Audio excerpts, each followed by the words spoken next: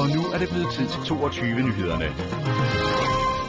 Nedtællingen til OL i Beijing startede i dag. Et arrangement, som kritikere nu sammenligner med legene i Nazi-Tyskland i 1936. Herinde kan du låne et menneske, som var det en bog på biblioteket. 18 forskellige stiller op til udlån, og det ligner en succes. Og her er løsningen, hvis du er træt af at se på din fladskærm, men prisen for det eksklusive møbel er i den peberede kategori. Dyre, eksklusive møbler, der dækker for de andre statussymboler. Det er trenden, som et nyt dansk møbelfirma forsøger at udnytte med en række nye design. Den tid er forbi, hvor en reol bestod af et stykke laminattræ og 2 vinkeljern. Der må gerne være støj, bare det er sundt. Man kan godt høre, den har det, man kalder en sund lyd. Her på virksomheden Oblekto knokler medarbejderne med at finpudse prototyperne til en hel række nye møbler.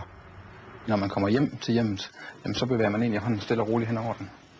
Og så er det meget naturligt, at det man har i lommerne, eksempelvis ens mobiltelefon eller ens kamera, at så lægger man det her. Prisen for det avancerede nøglebræt er mellem 12.000 og 15.000 kroner. Hvis man er rig, så er der mange, der gerne vil vise det. Hvis man er rigtig rig, så er der mange, der gerne vil putte det lidt, gemme det lidt. Og det er netop pointen med Oblektos fladskærmsskjuler. 50-tommer udgaven koster inklusiv elektromotor og højglans 35.000 kroner. Når den ikke er tændt, så har den her sorte klat, der hænger på væggen, som trykker rummet, og sort trykker jo meget, og det er der mange, der er træt af. En anden, det er jo også, at det her, at man kan signalere overskud ved at gå ud og købe et dyrt fladskærms-tv, og så hænge et maleri op foran, som man får til at flytte sig.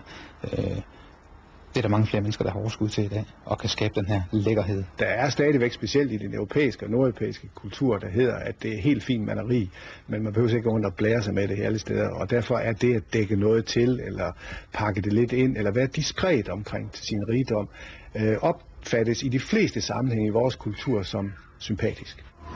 Fladskærmsskjuleren fås også med et unikt maleri, men så er prisen over 100.000 kroner.